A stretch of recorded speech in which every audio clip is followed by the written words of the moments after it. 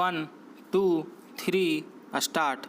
किसी विवाद को सुलझाने का सबसे उचित उपाय वही हो सकता है जो ज्ञानवापी मस्जिद और विश्वनाथ मंदिर मामले में इलाहाबाद हाईकोर्ट ने अपनाया। उसने भारतीय पुरातत्व सर्वेक्षण को ज्ञानवापी परिसर में मिले कथित शिवलिंग की कार्बन डेटिंग करने का आदेश देकर इस वर्षों पुराने विवाद के समाधान की राह दिखाई है। जहां मंदिर पक्ष का कहना है कि ज्ञानवापी परिसर से मिली शिवलिंग जैसी आकृति सदियों पुराना शिवलिंग है, वहीं मस्जिद पक्ष का दावा है कि यह तो एक फव्वारा है।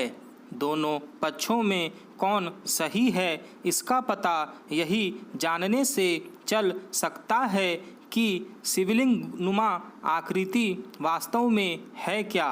यह अच्छा हुआ कि इलाहाबाद हाईकोर्ट ने इस आकृति के वैज्ञानिक परीक्षण के आदेश दिए। उचित होगा कि दोनों पक्ष इलाहाबाद हाईकोर्ट के इस फैसले को स्वीकार करें और भारतीय पुरातत्व सर्वेक्षण के निष्कर्षों की प्रतीक्षा करें। लेकिन इसके भी आसार हैं कि इस फैसले को सुप्रीम कोर्ट में चुनौती दी जाए। असंतुष्ट पक्ष को सुप्रीम कोर्ट जाने का अधिकार है, लेकिन इसकी अनदेखी नहीं की जानी चाहिए कि ज्ञानवापी जैसे विवाद सुलझाए जाने की आवश्यकता है।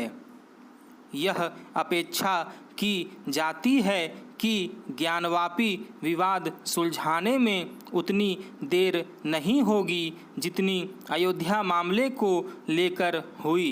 देखना है कि यह अपेक्षा कब तक पूरी होती है, लेकिन यह सहज स्वीकार्य नहीं कि आखिर औरंगजेब को काशी विश्वनाथ मंदिर से सटाकर मस्जिद बनाने की क्या आवश्यकता थी। यह मानने के केवल अच्छे भले कारण ही नहीं हैं कि यहाँ मंदिर को क्षतिग्रस्त कर उसी तरह मस्जिद का निर्माण किया गया, बल्कि यहाँ मंदिर और मस्जिद की संरचना ही स्पष्ट रूप से यही बयान करती है कि मस्जिद का निर्माण हिंदू धर्म स्थल को तोड़कर किया गया।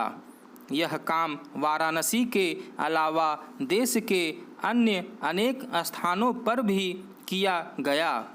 वास्तव में ऐसे मंदिरों की गिनती करना कठिन है जिन्हें तोड़कर मस्जिदें बनाई गई। एक उदाहरण मथुरा में कृष्ण जन्मभूमि मंदिर में ईदगाह मस्जिद है। कई मस्जिदें तो साफ तौर पर और यहाँ तक कि खुली आँखों से यह बयान करती है कि उन्हें मंदिरों को ध्वस्त कर बनाया गया। कुछ जगह तो यह दस्तावेजों में अंकित भी है। विडंबना यह है कि कुछ लोग सच को स्वीकार करने के स्थान पर या तो यथास्थिति बनाए रखने पर जोर देते हैं या फिर इस घिसे पिटे जुमले को दोहराते हैं कि गड़े मुर्दे उखाड़ने से क्या होगा। अच्छा हो कि यह समझा जाए कि भारतीय संस्कृति और सभ्यता के प्राचीन स्थलों की गरिमा लौटाना गड़े मुर्दे उखाड़ना नहीं, बल्कि देश के स्वाभिमान को बहाल करना है। यह सर्वथा उचित है कि इस काम में आड़े आ रहे धर्म स्थल कानून को भी चुनौती दी गई है। यह समस्याओं को सुलझाने नहीं बल्कि उन पर पर्दा डालने और उनकी अनदेखी करने वाला कानून है। कुश्ती महासंघ में यौन उत्पीड़न को लेकर चल रहे आंदोलन के बीच यह चिंताजनक तथ्य उजागर हुआ कि 30 में से 15 खेल महासंघों में व्यवस्थित आंतरिक शिकायत समिति नहीं है। कुश्ती महासंघ समेत 5 खेल महासंघों में आंतरिक शिकायत समिति गठित ही नहीं है। कुछ खेल संघों में समिति तो है पर उनमें कोई योग्य सदस्य नहीं है, कुछ में कोई बाहरी सदस्य नहीं है।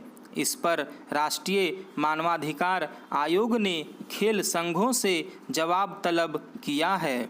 यौन उत्पीड़न कानून के तहत हर संस्थान में आंतरिक शिकायत समिति का गठन अनिवार्य है।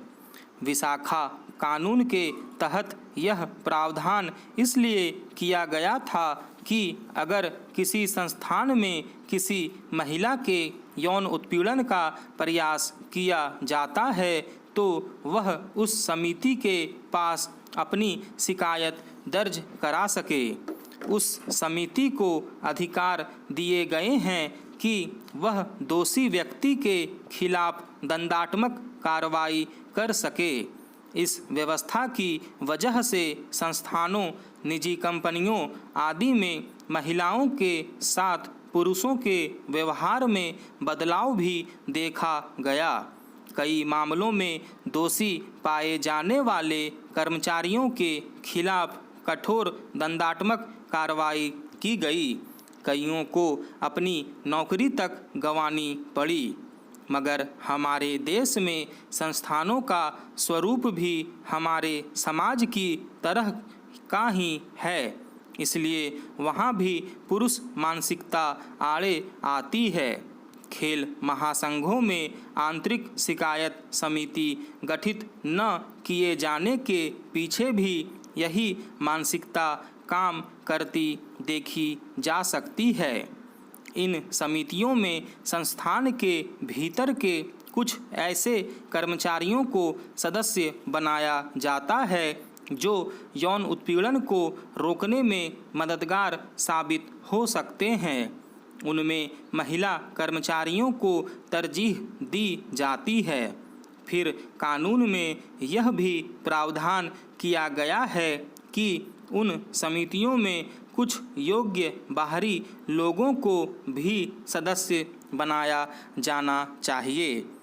ऐसा इसलिए कि संस्थानों के भीतर किसी प्रकार के पक्षपात आदि के चलते शिकायतकर्ता को अन्याय का शिकार न होना पड़े।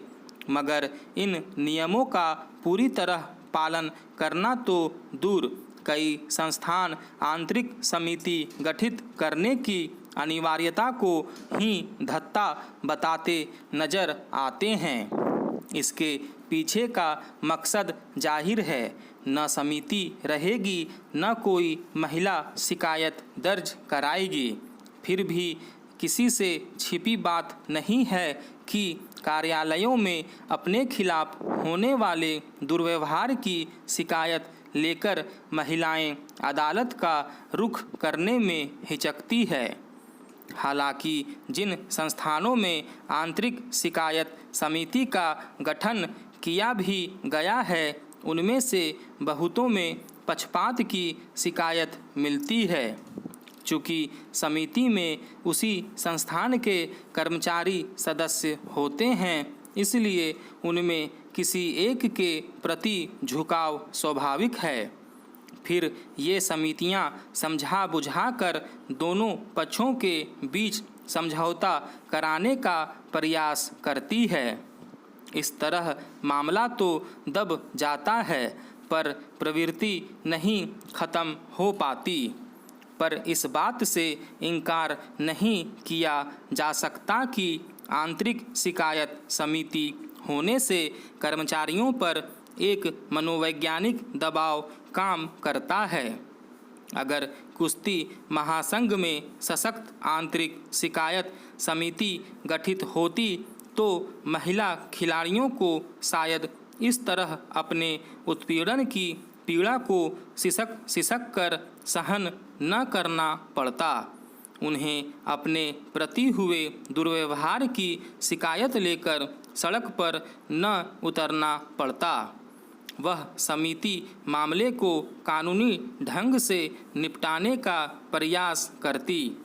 देखने की बात है कि खेल महासंघ राष्ट्रीय मानवाधिकार आयोग के सवाल पर क्या जवाब देते और इस मसले पर कितनी गंभीरता दिखाते हैं। स्टॉप।